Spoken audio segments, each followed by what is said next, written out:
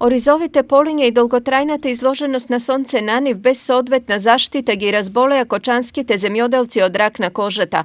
Овие поразителни податоци навиделина ги изнесоа анализите на Клиниката за дерматологија и пластична хирургија во Скопје, според кој меланомот најмногу го има во кочани. Истражувањето што го направи Клиниката за пластична хирургија ни дава податоци дека со црвена точка е обележано местото, значи општината Кочани, покрај другите, значи би рекле југоисточниот дел на државата е особено засегнат, значи бројот на меланоми расте, а тоа е во директна корелација со изложеноста и на населението, особено на земјоделците и сите оние кои што поминуваат подолго време во надворешната средина. Само во 2018 година во Кочани на евиденција имало 31 пациент со дијагноза рака, дополнително биле откриени и 5 нови.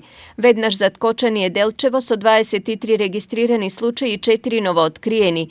За истиот период бројот на болни од меланом во Берово е 12 со 2 нови случаи, а во Виница 3 со 1 нов. Генерално појавата на меланом во регионот и во државата е во пораст. Во Македонија за една година од меланом умреле 61 лице, од нив 40 се мажи и 21 жена. Загрижувачки е податокот што меланомот во последните години се почесто се јавува кај помладата популација, а најчесто на удар се лице на возраст помеѓу 25 и 44 години. Прекумерната изложеност на сонце и на зрачење е најчестата причина за сите форми на рак на кожата.